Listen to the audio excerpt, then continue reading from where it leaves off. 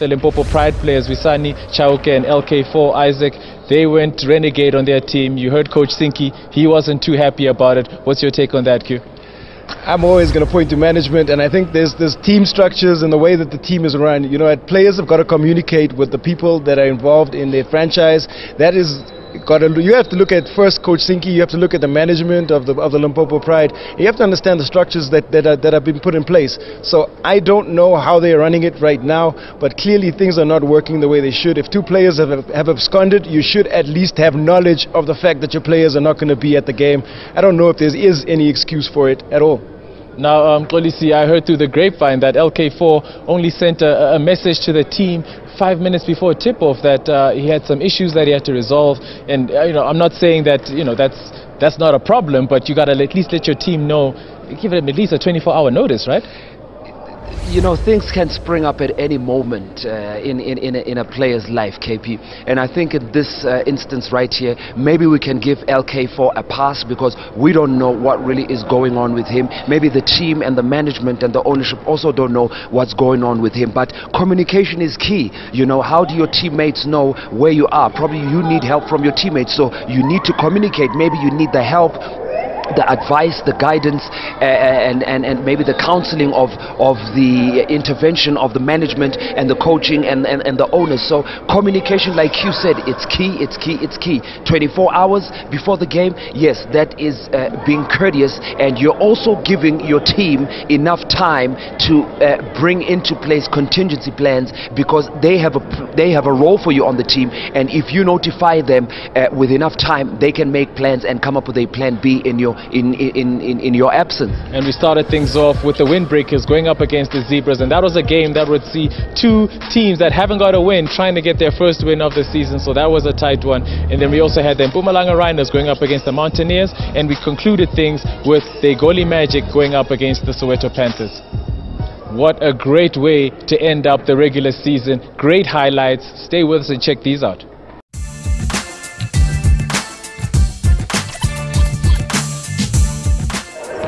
Matigwa around Jacobs, puts up the layup. Kobane once again, giving Kobane piling on the points. Kobane once again down the middle, puts up the high layup off the glass of the Zebras in a 21-point hole, and Langa for 3-on-2 break. Kunga's right there. Kunga with the layup, nice feed from Lechu. Langa, Banda for 3, boom!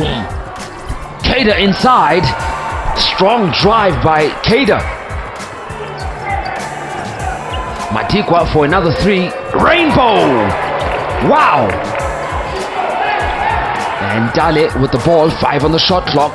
Mazoa drives inside, puts up the jumper, gets the bounce and the basket, and possession goes back to the Windbreakers. Matikwa for 3.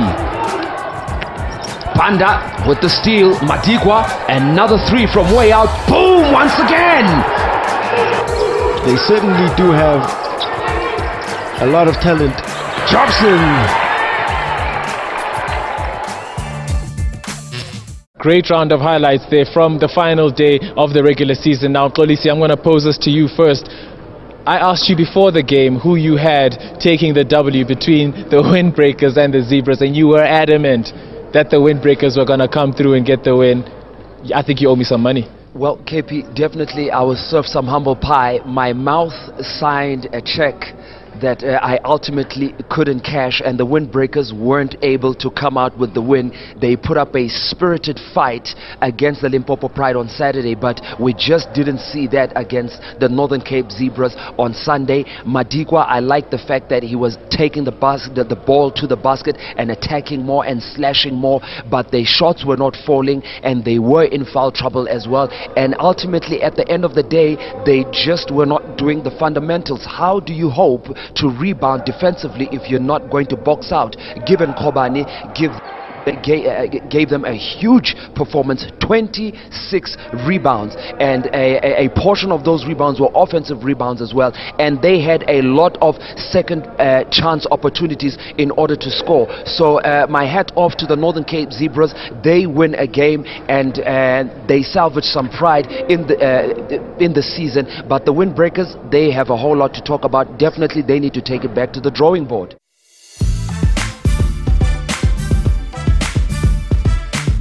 Mukumbuta does like to use his body. He may find it difficult against the wingspan of Colombo, who patrols the paint for the Igoli Magic. Mazibuko fakes Van der Bijl and buries the deep two. Mukumbuta, deep three from way outside, and Mazibuko down the floor, one-hand jam. Zibande stolen away by Mukumbuta. 3-on-2 break. Mukumbuta's right there. Bonunu. Great take by the Soweto Panthers, and you've got to love the ball movement. Mukumbuta to Van der Bijl. Van der Bijl unable to finish the layup. Even the follow by Mukumbuta doesn't go. Zibande on the baseline. Bounce pass to Colombo. One hand. Zibande with the steal. The Magic again. Mulebatsi's up there. Two hands. Thank you very much. A fresh 14. 7 on the shot clock though. Give and go. Van der Bijl. Oh my goodness. Woo! Bonunu. My, just caught it. Zibande for 3. Mukumbuta with the rebound. Now guys, I want to go, before we go to the Igoli game, let's start with the Rhinos and the Mountaineers. Let's look at prospects for next season. What do you think, what kind of pieces do you guys think they need to add for them to become playoff contenders? I actually think the Rhinos are pretty complete. I think they just need a little more time to play. We saw Nkosinati Festile get a lot better at that point guard position, and with his improved play, we've seen the Rhinos get better results. They might need to strengthen up their front court. Vusi Dlamini and Kagiso Nkwechana, they need help. You know, they're going to need to strengthen up that a little bit. The Mountaineers, for me, are one of the teams that were slightly disappointing this season. They have a great roster. They have good guards. They have a good front court. Brendan Mettler, the loss of Brendan Mettler to illness was a big loss for them. He is an experienced player, and he could have added the same sort of bite that Joseph Mazibuko does for the Igoli Magic, and I think that ultimately hurt them a little bit. I'm sure that they will shore up their front court as well. They'll get it. I think all the teams in the BNL need to find point guards, and they need to find people that set up plays really quickly for them. I think that's a problem area in South African basketball right now. But for next season, front court, point guard, I think they both be good. Mxolisi, Panthers, Igoli Magic, what a great matchup. The young guns came through and stunned everybody, came through with the improbable victory. Coach Katalai, I think he deserves a lot of the credit for this team's performance. Coach, very correct, KP.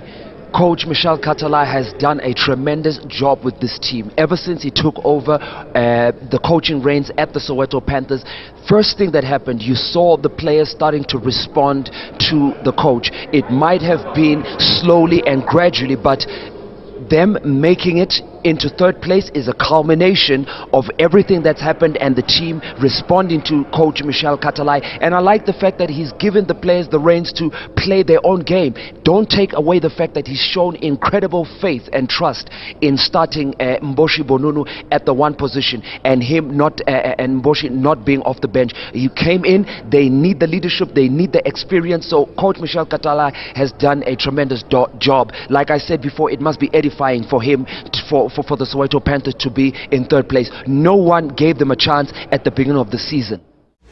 And having a quick look, guys, at the log standings, and as things sit right now, the Royals are sitting at number 1, number 2 are the Suns, and then we have the Panthers and Magic, and that was determined by that final game of the regular season, with the Panthers coming through real clutch, sitting in third position. The funny thing is, KP, before the weekend started, the Panthers were sitting without knowing where they're going to end up in the log, and the hashtag was battle for fourth. And right now they're sitting in third, and they have the prospect of actually beating the Suns, and they might be touted over the Suns because the Suns are struggling for form. Well, for me, KP, I'm definitely all about that fourth spot right there.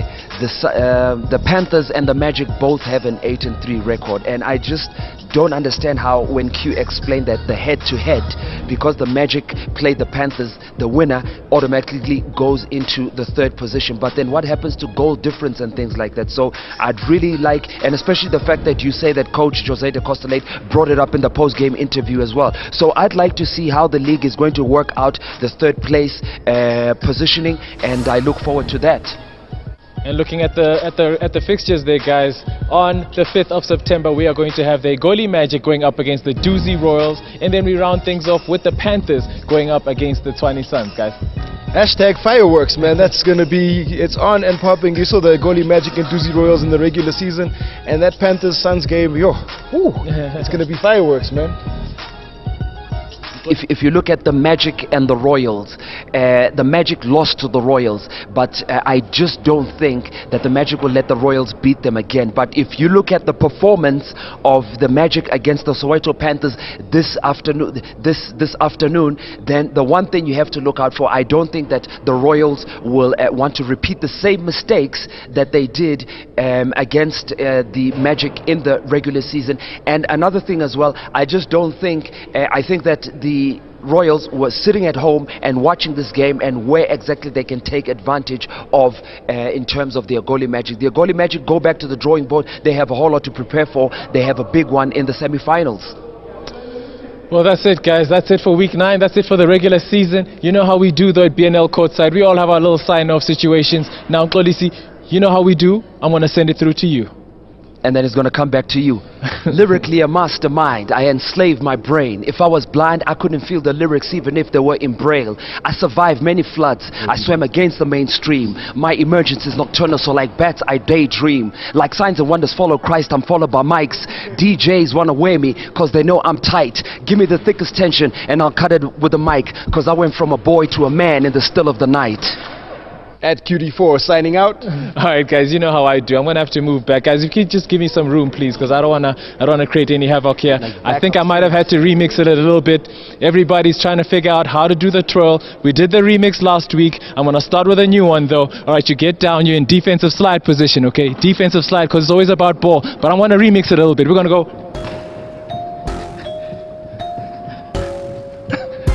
We got the twirl, baby.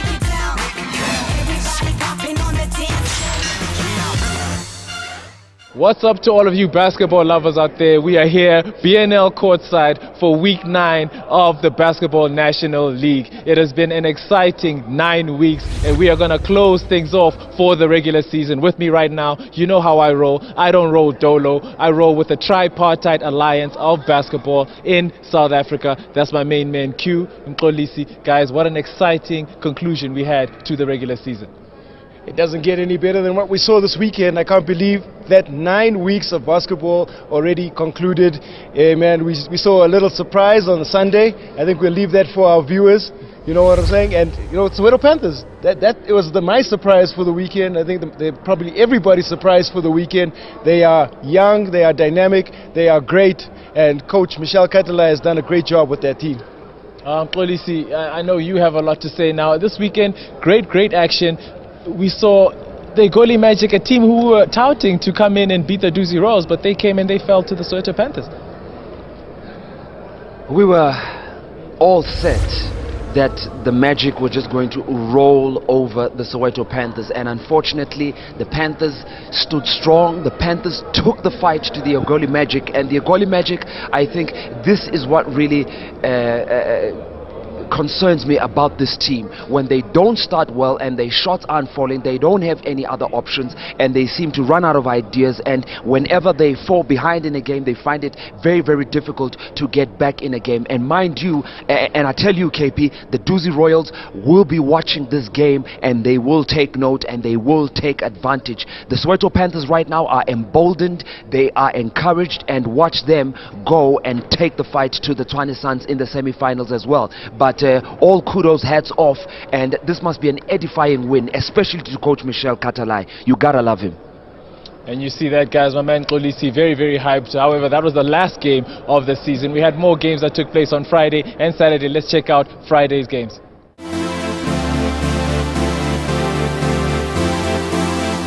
Kitty gets a start in as many games. Shongo rattles in a 3. Van der Bale on the break, an easy layup, composed finish, Jonathan Van der Bale. Kamini, great take to the basket. Kwedi gets it once again. A beautiful feed from Kwedi to McPhee. Kamini kicks it to the corner to McLean for 3. Wow! SK all the way to the basket, and a great look by Nhlanhla Dlamini. And Panthers are down the floor. Van der Bale.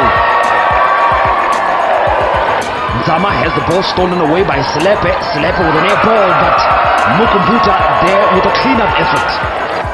And Mullins better start running because Nzama is unable to absorb the pressure. Ele for 3. Dlamini going at the basket, kicks it outside to Ele for 3. Boom!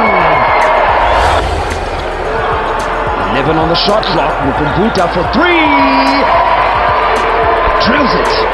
Vanunu kicks it out to Mukumbuta. Mukumbuta with the 3. A great round of action there that we saw on Friday. Now, Q, let's start with the first matchup, Eagles and Rhinos. Were you a bit surprised by the outcome of that game? I was definitely surprised by the outcome of that game. People expected the Eagles to put up a much better fight than they did.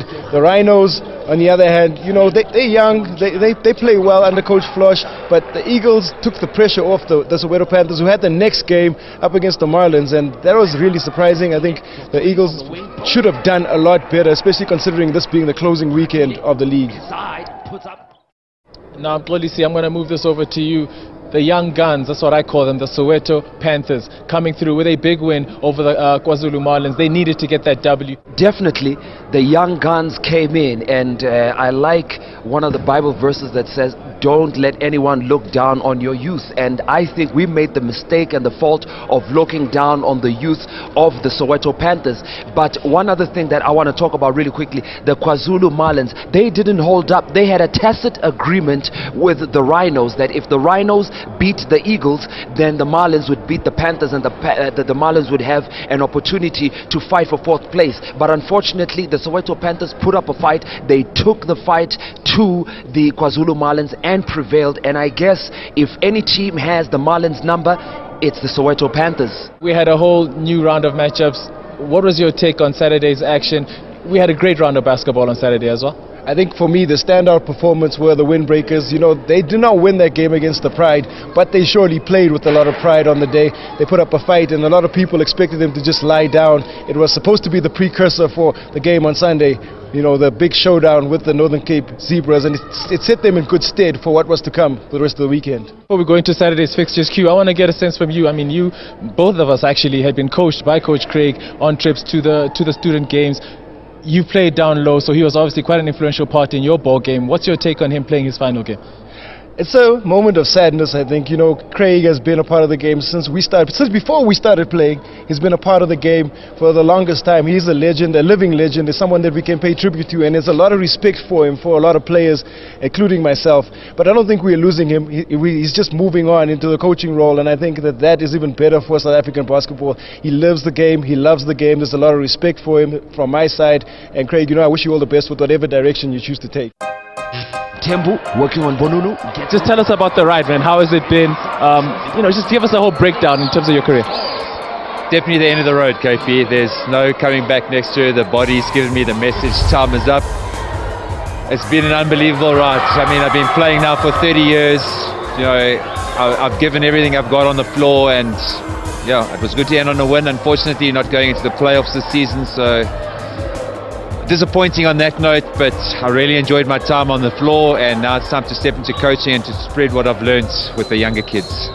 Tell me, Craig, a lot of people don't know this, but how long have you been playing? How did you get into the game of basketball? I read an article in the paper that the French rugby team all played basketball in the off-season to improve their handling skills. And at that stage, I was an aspiring rugby player, playing Natal Schools rugby in Natal under 20, so I made a decision to go into basketball, and the bug bit, and I got hooked. Started playing in 1985. So it's been a long time, man. I've enjoyed every minute. My whole life has revolved around basketball. Everything I've got in life is from basketball. Even when I was involved in the corporate world, I got my job through basketball. And it's in anything in life, if you give something wholeheartedly to something, it gives back to you. And basketball has given me everything that I have, and I love and respect the game, and I'm going to miss playing, but like I said, it's time to coach now and spread what I've learned to the kids. With Gilchrist around Shaniwa Ushe, and Ushe will be in class all day in the low post against the veteran Gilchrist. Let's have a quick look now at the fixtures of Saturday's matchups. And there we have it, guys. On Saturday we had the Zebras going up against the Marlins. We then came into a Mountaineers versus Suns matchup, and we rounded things off on Saturday with the Limpopo Pride going up against a very determined Eastern Cape Windbreakers. Let's check out these highlights from Saturday's action.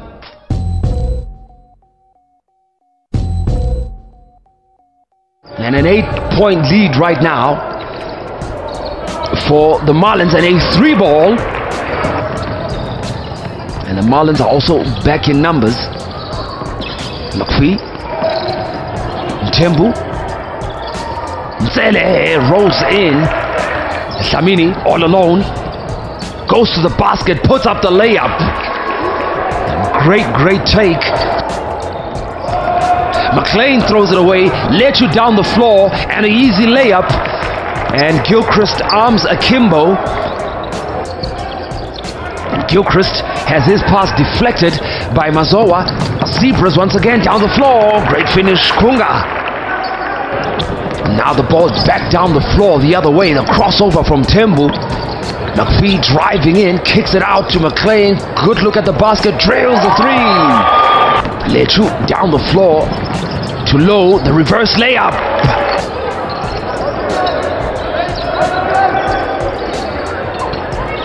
Dale working on McPhee, puts up the jumper. Wow! Hits the floor, but tough shot for Richard Dale. Coming into the basket. Lechu, the running jumper. Oh!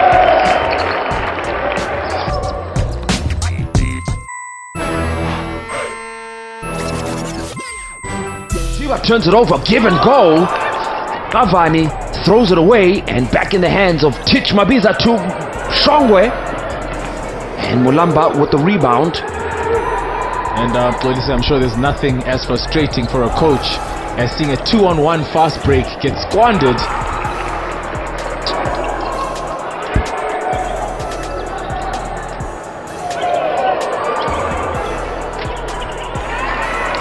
Cleanup by Shongwe, and Avani down the floor. He's going to do what he's been doing all season long, coast to coast, and the finish. Avani, Tich with the steal and the finish. And Tembu needs to be a bit more patient down low in the block, needs to start hitting the gym, get a few more push-ups in, because he should be bodying these guys up. And I've spoken to him on numerous occasions and told him, look, you have a lot of potential, young man, but you have to put in the work, put in the effort, put in the training. Definitely agree with you, KP. Gabriel, top of the key, gathers his own rebound, will try it once more again, and this time gets the bounce on the layup. And right on cue there, Stephen Gabriel. He's one of the players that everyone's looking at and saying, you know, he's almost like below the radar type of player that really just blossomed this season. Everyone was wondering, who is this guy? Who is this guy? But now as we reach the end of the season, everybody knows who he is, and they know that he's a dangerous man. T-Man 24 and Tulu have checked into the game for the Suns, and Tulu right on cue, baseline jumper.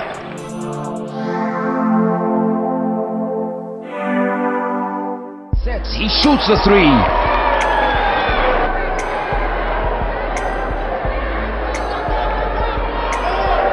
Maranele, oh my!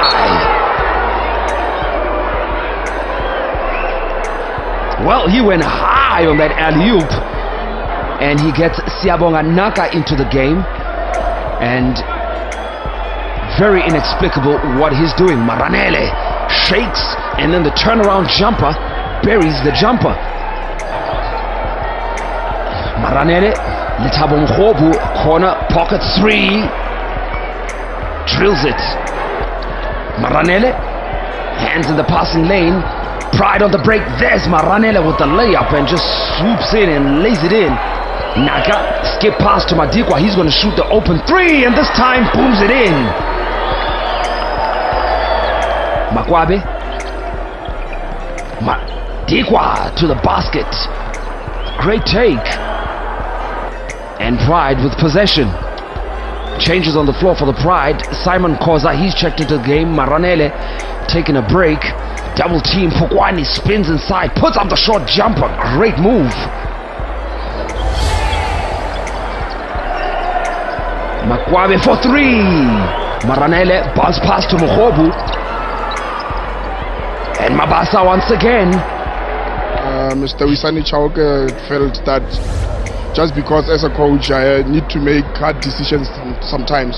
If you are a player, you don't want to show up or you want to come with your times, then I have to make a decision whether to put you on the bench or not to play you. So such decisions will chase them away from the team as well. So Wisani basically didn't pitch up for the games? Yes, he just resigned from the team. Wow, well there you hear it. That's breaking news for us. And then what happened with LK4? He also wasn't on the floor today? He just said he can't make it today and we are paying him. So it's one of the things that we can take from our players. Well, clearly a lot of things need to change going into next season. Because you can't keep on having the same players who are not benefiting the team. Wow. They will just show up to our trials just because they want to form part of it. Once they are part of the team, they just do as they wish. Down the floor, left hand. Great finish.